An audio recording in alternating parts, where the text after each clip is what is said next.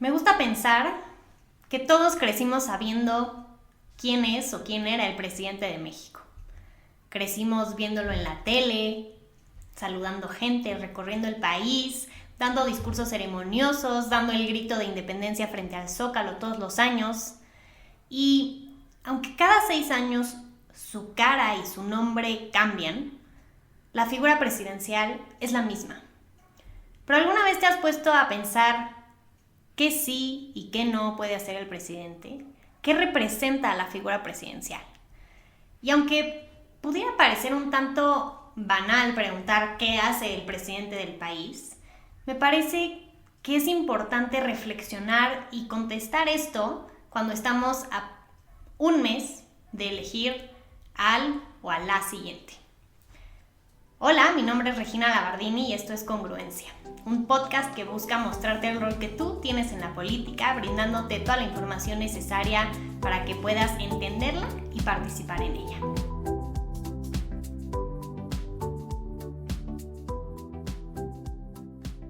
Bienvenido, bienvenida al 6º episodio de Congruencia. En episodios anteriores hemos hablado de los 3 poderes de la Unión. En episodios anteriores hemos hablado del poder legislativo, de qué hace, cómo se compone, cómo se elige. Próximamente vamos a hablar del poder judicial y por lo tanto hoy, por simple eliminación, nos toca hablar del poder ejecutivo. Pero, ¿exactamente qué es eso de ejecutivo? ¿Qué ejecuta? Como su nombre lo dice, el poder ejecutivo es el encargado de planear y llevar a cabo un proyecto de nación. Es decir, es quien está encargado de dirigir, coordinar, planificar y ejecutar las acciones del gobierno. En México, el titular o el jefe del Poder Ejecutivo es el presidente de la República y funge como jefe de gobierno y como jefe de Estado. Estas 2 figuras están concentradas en una sola, que es el presidente. ¿Pero qué son? Por un lado, el presidente, como jefe de gobierno, se encarga de encabezar y supervisar la administración del Estado, del gobierno.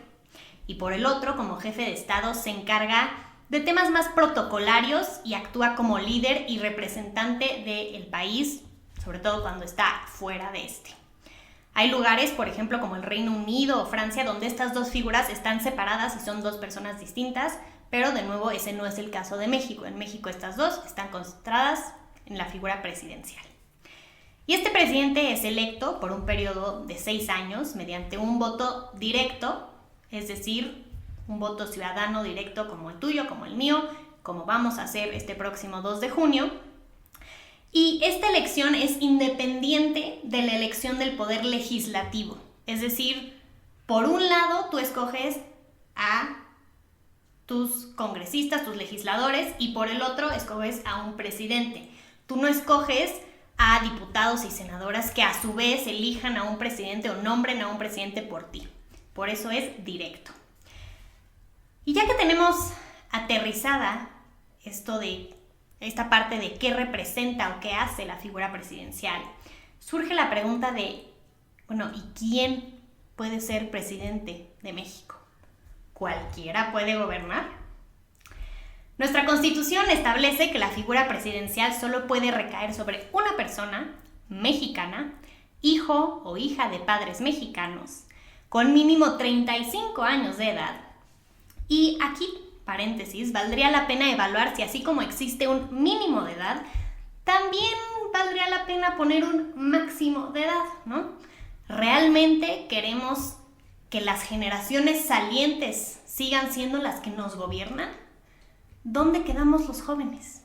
Pero bueno, ese es un tema para otro episodio, otro momento. Volviendo al tema de hoy, esta persona que busca la presidencia no puede pertenecer a el estado eclesiástico ni ser ministro de algún culto, es decir, no puede ser una persona que forme parte de una institución religiosa, independientemente de la religión de la que se trate, porque aquí cabe recordar que desde su promulgación o desde la promulgación de las leyes de reforma a mediados del siglo XIX, el Estado mexicano es un Estado laico, es decir, el poder político es completamente independiente, está completamente separado del poder religioso, de cualquier poder religioso.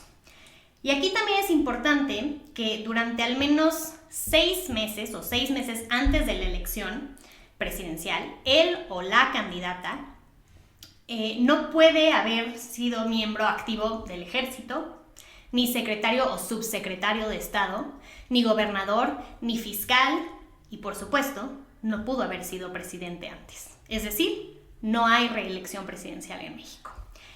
Prometo que ya pasadas las elecciones vamos a retomar ese tema porque es algo sumamente interesante. La reelección existe en muchos países, pero, de nuevo, tema para otro momento.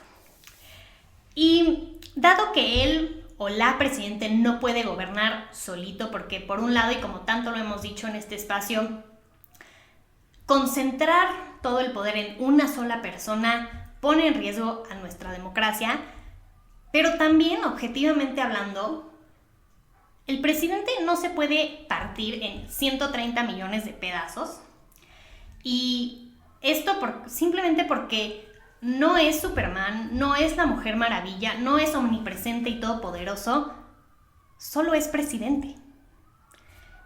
El Poder Ejecutivo opera a través de su famosísimo gabinete, o sea, las secretarías de Estado, y en ese sentido el presidente está en toda libertad de nombrar y elegir a los titulares de cada una de estas secretarías o a sus secretarios. Solo necesita la aprobación del Congreso para uno que otro caso, como es, un ejemplo, la Secretaría de Relaciones Exteriores o Hacienda.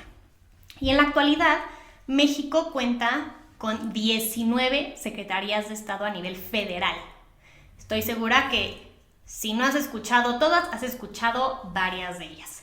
Desde las secretarías de Gobernación, Hacienda, Economía, Educación, hasta las de la Función Pública, la Defensa Nacional, Energía, entre muchas otras, estas son las encargadas de ejecutar ese proyecto de nación en cada una de sus áreas o materias respectivas o correspondientes. Y antes de terminar, ya sabemos qué hace el Poder Ejecutivo, quién puede servir como titular de este poder. Ya sabemos quiénes le ayudan a ejecutar o a través de quién se ejecuta ese poder. Pero, ¿qué puede y qué no puede hacer el Poder Ejecutivo Federal? ¿Cuál es su chamba? Y aquí quiero empezar por decir, y quizá esta es la idea más importante con la que quiero que te quedes, que el Poder Ejecutivo o el poder del Ejecutivo termina donde empiezan los otros dos poderes, donde empiezan el Poder Legislativo y el Poder Judicial. Es decir, el Ejecutivo no puede hacer leyes, no puede aprobar leyes como lo hace el Legislativo, ni puede aplicar leyes como lo hace el Judicial. Solo puede ejecutar, cumplir y hacer cumplir las leyes. Las puede proponer, claro que sí, pero de nuevo sujeto a la aprobación del Poder Legislativo. La realidad es que el Poder Ejecutivo tiene un montón de facultades que nos podrían tener aquí horas, pero muchas de estas, como lo digo, requieren del Poder Legislativo, requieren del apoyo o el respaldo del Poder Legislativo. Por ejemplo, el Poder Ejecutivo puede celebrar tratados internacionales o puede disponer de la Guardia Nacional con la aprobación del Senado. El Ejecutivo también es quien regula la entrada y salida de personas extranjeras al país. Es quien propone al Congreso el presupuesto de egresos de la Federación, es decir, en qué se gasta el dinero público. Puede habilitar puertos y aduanas, muchas otras cosas. Si te interesa conocer todas estas facultades, déjame un comentario y te vamos a compartir. Hay un montón de recursos que aclaran todos estos temas para que tengas una mejor idea de qué sí y qué no puede hacer el presidente y el Poder Ejecutivo Federal. Quiero terminar diciendo que elegir al próximo presidente de México, próximo o próxima presidente de México, no es simplemente escoger quién va a salir en la tele o quién va a salir al balcón de Palacio Nacional a dar el grito de independencia todos los años. Es elegir entre los proyectos de nación que te están ofreciendo. ¿A quién le apuestas? ¿Cuál es el que te hace sentido? ¿Cuál es el que se alinea a tus creencias, tus principios, tu propia visión para México? Ya viéndolo así, vale la pena pensar tu voto 2 veces, ¿no crees? Muchas gracias por acompañarme el día de hoy. Espero que te quedes con esta reflexión. Si te gustó el podcast, te invito a que le des like, lo compartas, déjanos tus comentarios, preguntas. Me va a encantar escucharte. Yo soy Regina Gabardini y recuerda que solo un ciudadano informado e involucrado tiene el poder de escribir su propia historia y la de su país. Nos escuchamos en el próximo episodio de Congruencia.